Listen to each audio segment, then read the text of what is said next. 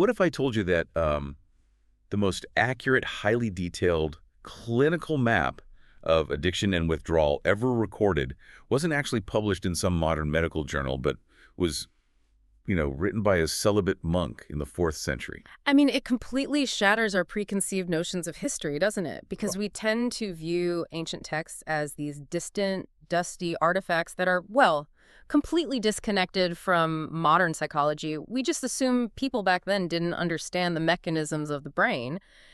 But, the reality is human neurobiology really hasn't changed in thousands of years. no, it hasn't. And that is exactly what we are tearing into today. Welcome to the deep dive.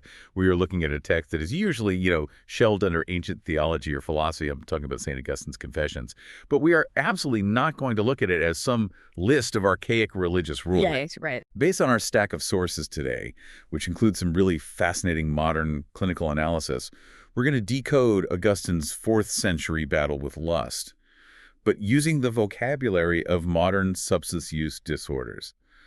Habit loops, neural pathways, that kind of thing. Yeah, we're basically stripping away 1,600 years of theological baggage to read this as the psychological journal of a man desperate to break a deeply ingrained habit. Exactly, which is a profound reframing for you listening, right? Yeah. Because Augustine is historically remembered as this titan of Western philosophy. He's always sitting on this giant pedestal of morality. Yeah, but the excerpts we've analyzed for this deep dive reveal a man who is deeply, deeply trapped in a cycle where his physical desires just utterly overpowered his rational mind. I mean, he describes his will being fettered by a chain. The chain, yeah. That visceral language, it describes a truly universal experience. If you, the listener, have ever tried to break a habit, whether it is, doom scrolling on your phone, a toxic relationship, or a literal chemical substance, you know exactly what that shame feels like. Yeah, let's ground this with a translation analogy. Yeah. Because I think that really helps. Imagine stumbling across a scroll from an ancient Roman physician, right? And the scroll describes a patient suffering from a severely high temperature, a persistent wet cough, and a sharp pain in their chest when they breathe. You wouldn't throw the scroll away just because it's old. Right. You would immediately recognize that you're describing pneumonia. The ancient doctor just didn't have the word for pneumonia. And Augustine's doing the exact same thing with psychology here. He really is. He uses phrases like muddy concupiscence and carnal will instead of saying, my limbic system is overriding my prefrontal cortex or I'm chasing a dopamine hit. Yeah. But the actual symptoms, the loss of control, the escalation, the bargaining, they completely mirror the diagnostic criteria sitting on a therapist's desk right now. Okay, so to see just how shockingly modern his struggle was, we need to look at the architectural blueprint he provides of his own mind. Because he meticulously documented the anatomy of his habit formation, like starting right from his earliest exposures. Yeah, let's dive into that early exposure phase, because in Book 2 of his Confessions, Augustine reflects on his adolescence in the bustling city of Carthage. And he paints this picture of a young man completely overwhelmed by puberty, right? And the intense peer pressure to be wild and bold. Oh man, the peer pressure quotes are wild. They really are. He writes this incredibly evocative sentence, which I have right here. He says, "From the muddy concupiscence of the flesh and the hot imagination of puberty, mists exhaled, which overclouded and overcast my heart, so that I could not discern the brightness of love from the darkness of lust." Muddy concupiscence. I mean, that phrase just feels intentionally thick and suffocating, doesn't it? It isn't like a light passing fancy. It's a heavy fog. It's a complete fog. And he goes on to describe the feeling of wandering further and further into what he calls fruitless seed plots of sorrows, carrying this proud dejection and a restless weariness.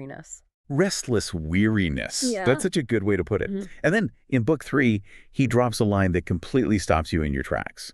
He says, "I was not in love as yet I loved to love.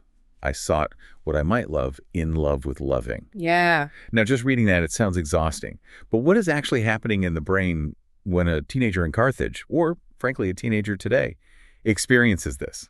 Well, clinically speaking, he is describing the classic brain fog that descends when the brain's reward system is first hijacked. So let's break down the neuroscience for a second. When we engage in a highly stimulating behavior, the brain releases dopamine. Right, the feel-good chemical. Well, yes and no. Dopamine isn't actually just about pleasure. It's a neurochemical that's fundamentally designed to motivate us to repeat actions that are necessary for survival. Right. It narrows our focus entirely onto the reward. So when Augustine talks about these mists that overclouded his heart so he couldn't discern love from lust, That is the exact cognitive narrowing that happens when the prefrontal cortex, which is the logical discerning part of the brain, is flooded and suppressed by dopamine. Wait, I want to make sure I have the mechanics of this right for Okay. everyone. The prefrontal cortex is basically the adult in the room, right? It's the part of your brain saying, hey, maybe let's think about tomorrow. Let's not do this. Precisely. It handles complex decision-making, long-term planning, emotional regulation. It's the part of the brain that can actually tell the difference between a nuanced, genuine human connection, what Augustine calls the brightness of love, Hmm? and the hollow, fleeting rush of a chemical high. The darkness of lust. Exactly, the darkness of lust. When that area is suppressed by the limbic system's demand for a massive dopamine spike, the individual literally loses the capacity to differentiate between true fulfillment and just immediate gratification. Wow. So when he says he loved to love, he isn't talking about romance at all. He's talking about the chemical rush. Not even a little bit about romance. He was addicted to the pursuit. In neuroscience, there's this concept called reward prediction error. Oh, I've heard of this. It's about anticipation, right? Yes, exactly. Often, the anticipation of the reward actually generates a larger dopamine spike than the reward itself. He didn't care about the actual object of his affection. His brain's circuitry was just wired to seek the rush of the chase. He was in love with the dopamine spike. And that completely explains the restless weariness he mentioned. I mean, is the exhaustion of waking up after a binge, right? Full of regret, knowing the high didn't actually fulfill you, but feeling completely compelled to start the whole chase all over again. Yeah, it is the relentless fatigue of the habit loop. The Yeah. brain is demanding this neurochemical release that the body is just exhausted by providing. Right. And this exhaustion, it leads directly into the next phase of his documentation, which is perhaps the most universally recognizable symptom of addiction in the entire text. Oh, I know where you're going. This brings us to what I call the ultimate bargaining phase. Yeah. Because in Book 8, we hit the most famous quote from the entire text. He is agonizing over his lifestyle, claiming he desperately wants to change. And he prays, and I'm quoting here, "Give me chastity and continency, only not yet." Only not yet. I have to be honest, reading the traditional interpretations of this quote drives me a little crazy, because for centuries, this has been framed as this beautiful, humble confession of human weakness. But if we are looking at this clinically, based on our sources, isn't this just the ultimate snooze button on recovery? It absolutely is. Isn't this the exact same psychological maneuvering as someone saying, I'm definitely going on a diet starting Monday? Or, this is absolutely my last cigarette? It is the quintessential bargaining phase of the addict's mind, and the text supports your clinical reading entirely. If you look at the lines immediately following that famous quote, Augustine actually explains his rationale. He writes, "For I feared lest thou shouldest hear me soon, and soon cure me of that disease of concupiscence, which I wish to have satisfied, rather than extinguished." Man, let that sink in for a second. Satisfied, rather than extinguished. He doesn't actually want the fire put out. He just wants it to stop burning him. Right. He is terrified of the cure. This is such a profound insight into the mechanics of dependency. He wanted the negative consequences to vanish, the social shame, the exhaustion, the spiritual emptiness, but he was absolutely not ready to relinquish the pleasure. He wanted a magical fix. Yeah, he was terrified that if he was cured right then and there, he would be robbed of that one last hit. It mirrors the exact mindset of someone sitting in an intervention who tearfully agrees they need rehab, but begs to just have one more weekend before checking in. He is experiencing the terror of withdrawal before the withdrawal has even officially begun. Okay, let's get into the actual architecture of this trap, because he maps it out link by link. He literally describes his internal conflict as a chain.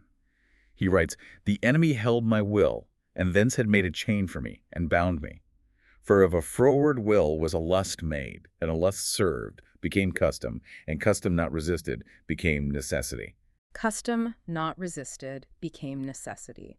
It is difficult to overstate just how scientifically accurate that progression is. I mean, he's basically outlining the cue, routine, and reward cycle, right? Yeah. A froward will, which is like a weak moment or a trigger, leads to the act. Yeah. The act, when served repeatedly, becomes custom, which is the routine.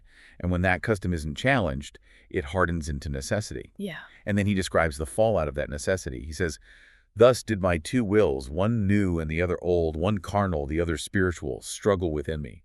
And by their discord undid my soul." He calls it an iron chain of his own making.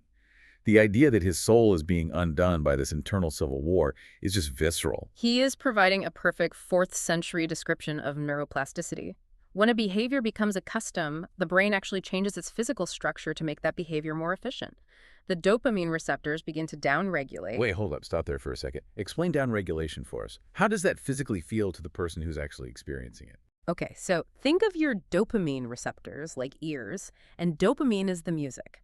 When you engage in a highly addictive behavior, it's like blasting music at a completely deafening volume. Okay. To protect itself from the sheer noise, the brain essentially puts in earplugs. That is downregulation. It reduces the number of active receptors. So now, normal, everyday joys, a good meal, a walk outside, a great conversation with a friend, are too quiet to hear through the earplugs. Wow. So regular life just feels numb. Exactly. The only thing that registers is the blaring music of the addictive behavior. Eventually, you need that deafening volume, not even to feel high, but just to feel normal, just to stave off the absolute silence. Because without it, you feel completely empty. Yes, and that is what Augustine calls necessity.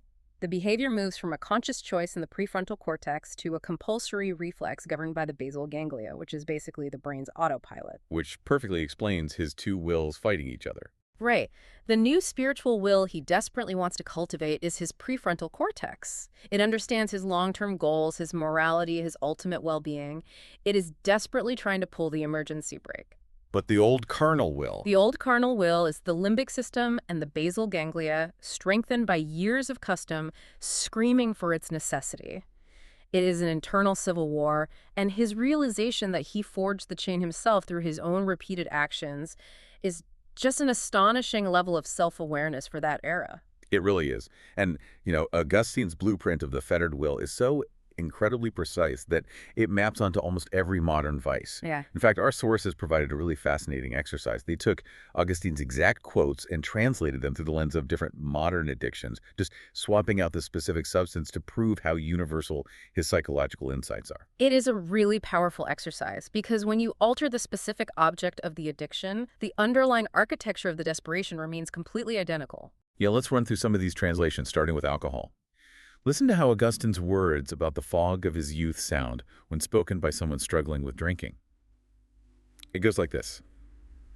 From the murky cravings of my thirst and the restless energy of my youth, a fog rolled in. It clouded my judgment and dimmed my heart so that I could no longer tell the difference between a genuine connection with friends and the hollow warmth of the drink. That hollow warmth. Yeah, and that famous prayer of delay becomes, grant me sobriety and a clear head.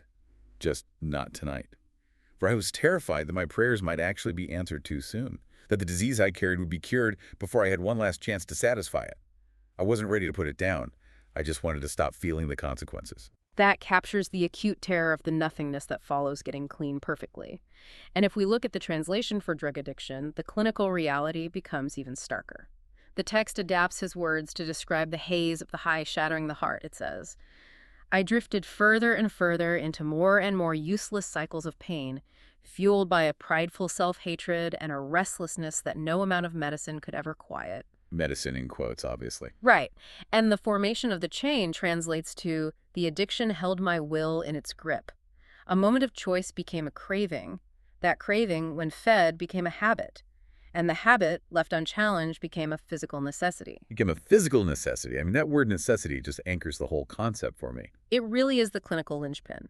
In drug addiction, that transition to necessity is the defining marker of a severe substance use disorder. It marks the point where the conscious, decision-making entity, the self, is completely buried under the biological imperative of the habit. The body literally processes the absence of the substance as a threat to survival, akin to starving or suffocating. So it's not even a choice anymore. The brain thinks it will die without it. Exactly. The spiritual self and the chemical self are locked in a death match. The language of necessity also makes me think of something far more common today than, say, severe drug dependency. I hear this exact same bargaining language, this feeling of being completely out of control from people struggling with binge eating or food addiction. Oh, absolutely. Translating Augustine into that context gives us this. From the muddy hunger of my body, a fog rose up. It clouded my heart so that I could no longer tell the difference between the nourishment of a meal and the numbing darkness of a binge. He wanders into seed plots of empty calories, and the prayer becomes, give me self-control and a healthy body, only not yet. This specific translation really highlights a core philosophical tenet of Augustine's worldview regarding desire. Because for Augustine, the fundamental problem wasn't that the substance food, or in his case, sex, was inherently evil. Food is biological nourishment. Intimacy is a natural human drive. Right, they're normal things. Right. The tragedy, the glitch in the system, was that he was looking for an infinite satisfaction within a finite thing. Ah, he was trying to fill a bottomless pit with a finite resource. And that connects flawlessly to the modern recovery concept of trying to fill a spiritual hole with a physical substance. When someone struggles with compulsive eating, they rarely do it because they are physically hungry for calories. They are hungry for comfort, for a feeling of safety, for a temporary numbness to quiet anxiety or trauma. Yeah, but food can't fix that. No, a physical substance cannot satisfy a psychological or emotional void. So the individual has to consume more and more, which only results in that restless weariness Augustine described. It is a misplaced hunger. Wow. Let's look at one more translation from the sources. Nicotine and the ritual of smoking. The adaptation here heavily emphasizes the idea of custom, the familiar weight of the lighter, the quote goes. From a nervous impulse, a craving was born, and a craving satisfied became a habit, and a habit not resisted became a physical necessity. I'm curious, clinically speaking, why does the concept of custom seem to resonate so powerfully with cigarettes? Well, nicotine dependency creates a chain that is perhaps more deeply intertwined with daily routine than almost anything else. It is an addiction built entirely on micro-rituals. Micro-rituals. Like what? Think about it. The morning coffee feels incomplete without a cigarette. The commute to work requires a cigarette. A stressful email triggers the physical motion of reaching for the pack. These micro-rituals are the customs. When you try to quit smoking, breaking the chemical dependency on nicotine is really only the first hurdle. Right, because the nicotine leaves your system in a few days. Exactly. The much larger battle is fighting the dozens of deeply ingrained behavioral customs that punctuate every single hour of your day. The psychological triggers far outlast the chemical withdrawal. Man.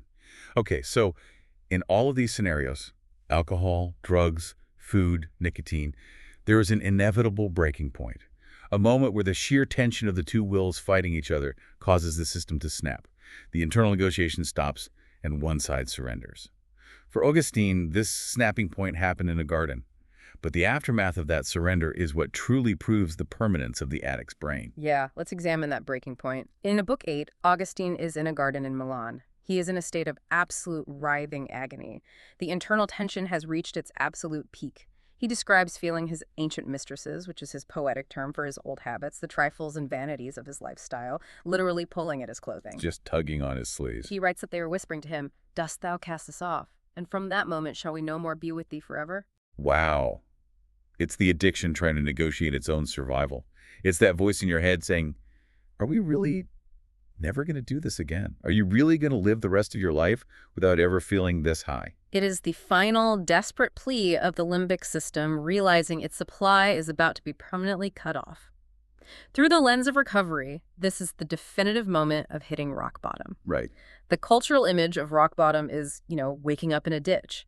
But psychologically, rock bottom is simply the moment of profound realization that the chain is too heavy for you to carry alone. It is the moment you accept that your own internal willpower is completely insufficient to break the custom. Because his own will is broken. He knows his prefrontal cortex, his new will, isn't strong enough to win the war on its own, so he is forced to seek an external intervention. He cannot think his way out of a disease of the will. Yeah. And the climax of this scene in the garden is incredibly cinematic. He is completely broken down, weeping in bitter contrition. And suddenly, from a neighboring house, he hears a voice. He doesn't know if it's a boy or a girl, chanting a simple, repetitive phrase, "Take up and read. Take up and read." Yeah.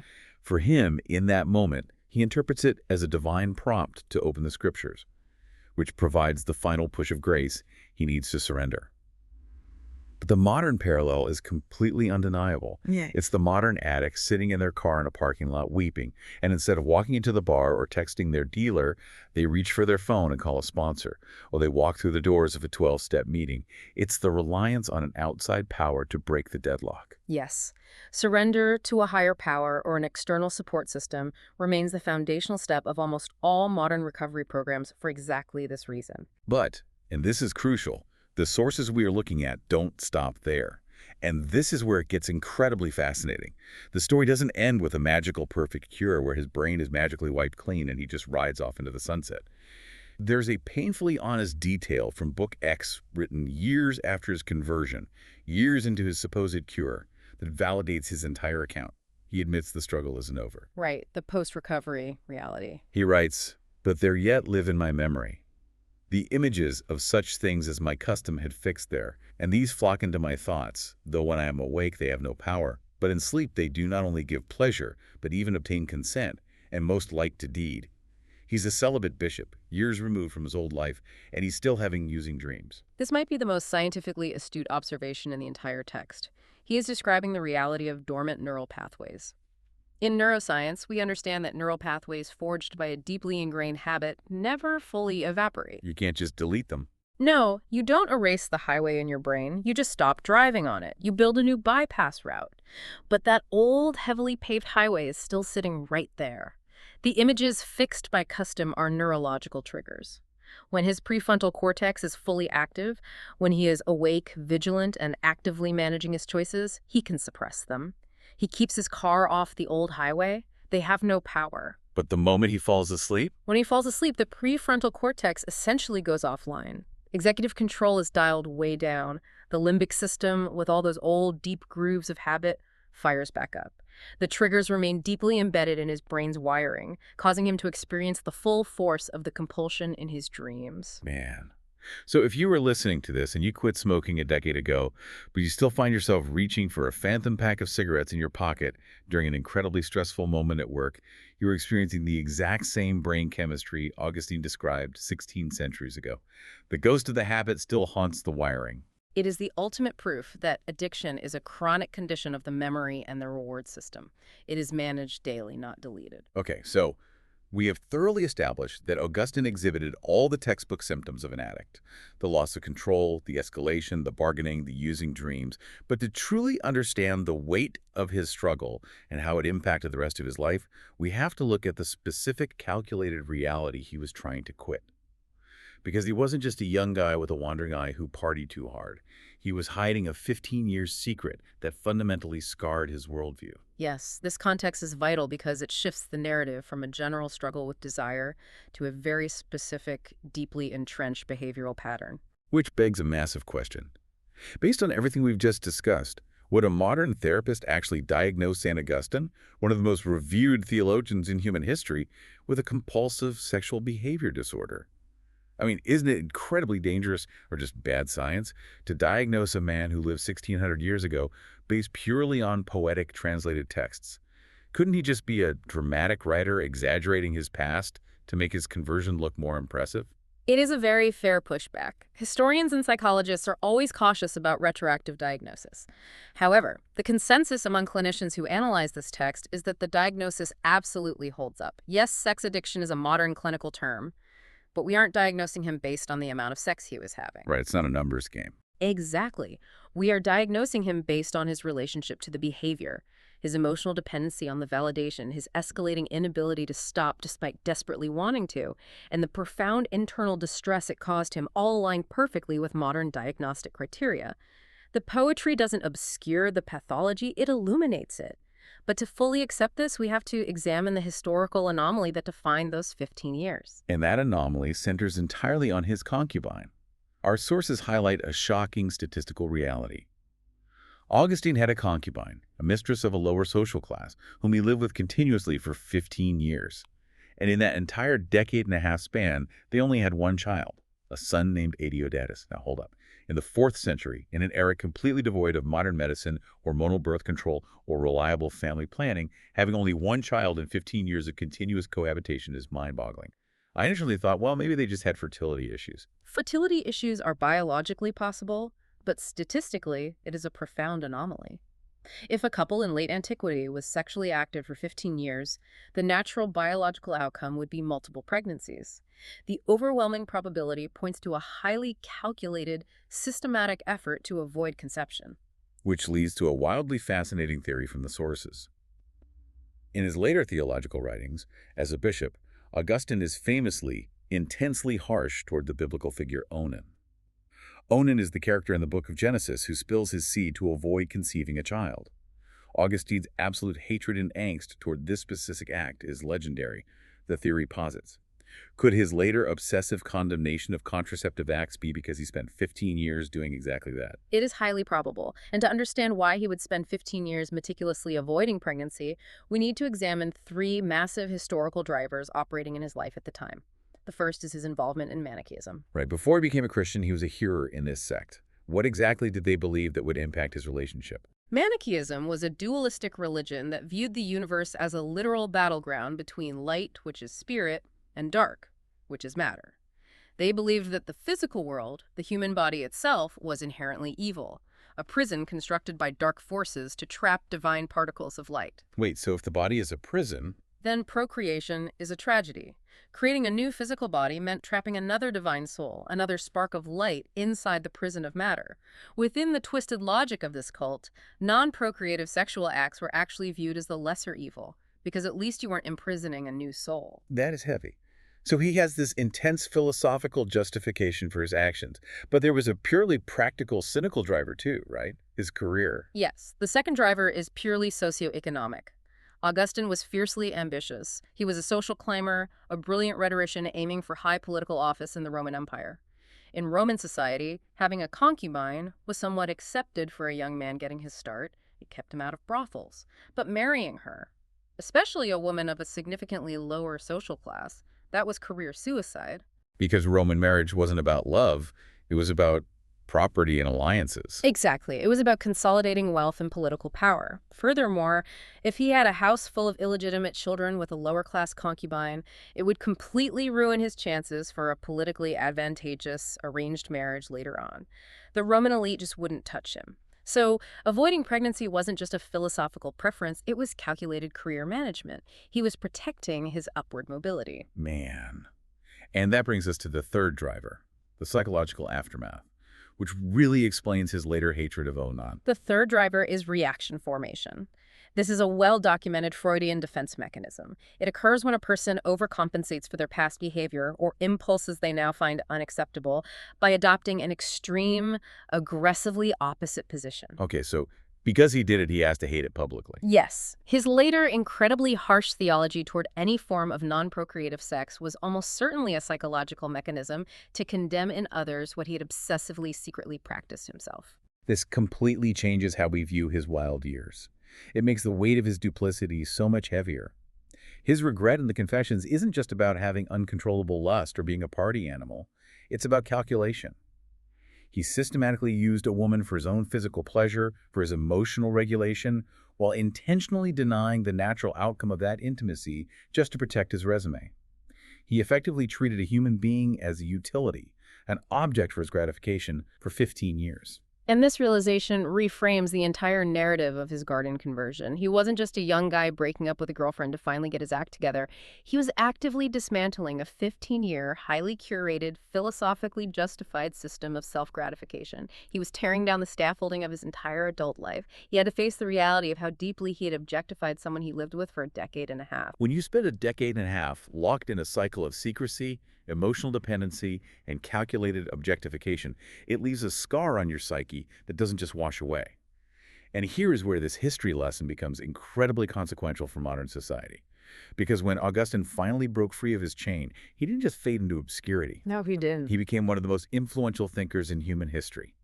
And his personal trauma didn't stay in his private journal. It mutated into a theology that shaped the entire Western world's view of sex, intimacy, and the human body. This is where we must confront the concept of the addict's bias. Right. Modern theology and psychology profoundly diverge from Augustine on this topic. The sources strongly suggest that Augustine had a massive blind spot, entirely created by the trauma of his addiction. So I have to ask, because his own experience with physical intimacy was entirely tied to compulsion, using someone, and that toxic Manichaean avoidance of life, did he basically just view all sex as a dangerous, uncontrollable fire that had to be contained? He absolutely did. We call this the procreative wall. Because of his trauma, Augustine could not conceive of sexual pleasure as a good thing in and of itself. For him, the only thing that justified or even slightly excused the intense, mind-clouding pleasure of sex was the strict, intentional goal of having a child within marriage. But wait, how did he view the pleasure itself, even within a marriage that was trying to have kids? He viewed the physical climax as a small insanity.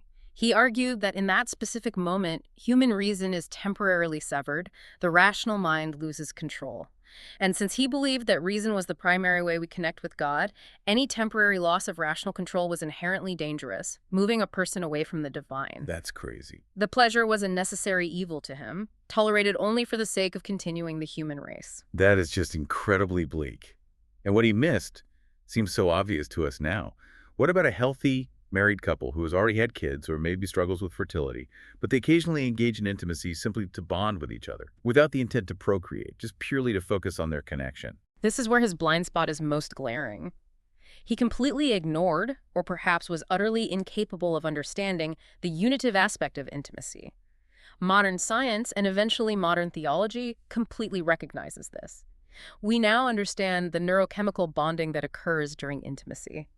The release of oxytocin, which is often called the cuddle hormone alongside dopamine, creates a profound biological glue. Right, it physically connects you. These chemicals are biologically designed to strengthen a couple's emotional connection, to foster deep trust and pair bonding. It is a vital mechanism for sustaining a long-term relationship. Augustine just couldn't fathom this as a spiritual or relational good. He really couldn't. I mean, listen to this quote from him. He who is too ardent a lover of his own wife is an adulterer. It's a staggering statement to modern ears. It sounds completely unhinged today. The idea that loving your spouse too ardently, enjoying the physical bond with the person you committed your life to, somehow makes you an adulterer in your own marriage. It's rooted in this intense fear that bonding turns into idolatry, that you are loving the gift of pleasure more than the creator who gave the gift. If we unpack why he was so rigidly opposed to the unitive bond, we see three overlapping influences. First, as we just discussed, is reaction formation. He was overcompensating for 15 years of experiencing bonding and pleasure without taking on any of the responsibility of a family. Because his past bonding was inherently toxic and manipulative, he assumed all bonding outside of procreation must be toxic. He couldn't separate the two concepts in his mind. His data set for intimacy was entirely corrupted. Exactly. Second, he was heavily influenced by Stoic philosophy, which was the dominant intellectual framework of his era. The Stoics believed in apatheia. Not apathy in the modern sense, but freedom from emotional disturbance. They believed a virtuous person must always be in rational command of their passions. So no losing control ever. Right. Any surrender of control, even for a brief moment of pleasure, was seen as a failure of virtue. Sexual surrender inherently violates the Stoic ideal of constant, ironclad rational command. And the third influence. The addict's mindset. This is the most crucial piece of the puzzle. To a severe alcoholic in recovery, there is no such thing as moderate drinking. One single drink equals a binge. The concept of having just one glass of wine with a nice dinner is completely impossible for their brain to process safely. Oh, I see. Augustine treated sexual desire exactly like a dangerous substance. He believed he could never safely use it in balance. Because he couldn't moderate it, he projected his own inability onto the rest of humanity, declaring that the desire itself was universally dangerous and had to be heavily restricted by the procreative wall. It's wild to think about how long that specific trauma-induced bias held sway. It wasn't until the 20th century, really, with modern theological shifts like Pope John Paul II's theology of the body, that major institutions finally started elevating the unitive bond, that neurochemical emotional connection, to equal footing with procreation. It took over 1,000 years to course-correct his projected trauma. It took that long to formally recognize that the bonding is not just a dangerous side effect to be tolerated, but a deliberate spiritual good meant to sustain the health of the marriage. Which brings us to a really profound question for you, the listener, to consider. How much of what we accept as historical wisdom, societal norms, or even religious doctrine is actually just the projected trauma of brilliant but deeply flawed individuals? This is the critical juncture where we must differentiate between objective wisdom and projected trauma, specifically understanding the phenomenon of the zeal of the convert. Our sources pose a very compelling argument here. Should we take the advice of an addict on this specific topic with a massive grain of salt? Just because Augustine couldn't healthfully enjoy intimacy without it destroying his life, does that mean no one else can? It is absolutely sound and, frankly, necessary to approach his specific rules with a grain of salt. The zeal of the convert operates on a very specific logic. When someone is rescued from a deep, dark pit, Their entire reality moving forward is defined by avoiding that pit. They view the edge of the cliff as the only truth that matters. Yeah. Augustine survived a harrowing addiction. In response, he built a massive, impenetrable wall miles away from the cliffside because he knew, personally, he couldn't trust himself anywhere near the edge. But the tragedy is that he used his immense intellect to force everyone else to live behind that same wall. Let's break down exactly how this addict's bias operated in his thinking and subsequently in history. It seems to happen in three distinct cognitive steps. First is universalizing personal trauma. Augustine made a classic cognitive error. He assumed his broken sexual impulse meant that the human sexual impulse itself was universally broken in the exact same way. Because he experienced desire solely as an enslaving force, he taught that desire itself was inherently flawed, a punishment resulting from the fall of man. Right? He took his personal pathology and made it universal human nature. And the second step is the safety and extremes fallacy. The addict's brain screams that moderation is a lie. He feared that if he allowed for unitive bonding, if he said, hey, it's actually healthy for married couples to just enjoy each other physically, it would create a dangerous loophole. He believed people would use that as an excuse to slip back into pure, unbridled lust. To protect the masses from the cliff edge, he demanded extreme rigidity. And third is what we can label the Manichaean hangover. Despite his conversion to Christianity, a faith that explicitly teaches the physical body is fundamentally good and created by God, his visceral, cult-instilled disgust for the physical body never entirely vanished. He couldn't shake the lingering feeling that the flesh was inherently dirty or suspect. Okay, so if we know he's heavily biased, how do we handle his writings today? We shouldn't just throw the baby out with the bathwater. Let's actively separate the goals from the dross. What do we keep and what do we politely discard? We start with the wisdom. These are the elements we absolutely keep because they are objectively brilliant, timeless insights into the human condition. We keep his psychological map of habit chains. The progression of a weak choice becoming a custom, and a custom calcifying into a necessity, is as relevant to modern neuroscience as it was in the 4th century. Absolutely. We also keep his insight about the spiritual void. The idea that we try to fill psychological or emotional holes with physical things, whether that's scrolling endlessly on our phones, binge eating, or chasing validation through relationships, and how that inevitably leaves us restless. His famous line, "Our hearts are restless until they rest in thee," captures that perfectly. We keep the reality that disordered love causes profound suffering. That is the gold. But then we must address the projection, the elements we need to reject or take with a grain of salt. We should reject his claim that sexual pleasure is inherently shameful or a sign of lost rational control that separates us from the divine. We throw away the belief that enjoying your spouse too much makes you an adulterer. That's just his trauma talking. And we absolutely reject his refusal to see neurochemical bonding as a spiritual good. We now have the clinical data to know that the emotional and chemical unity of a couple is vital for human flourishing, and the physical act is a primary mechanism for that unity. To bring this all together, I want to offer what I call the helpful peer analogy. Yeah. Imagine you have a good friend who is 5 years sober from a severe, life-threatening alcohol addiction.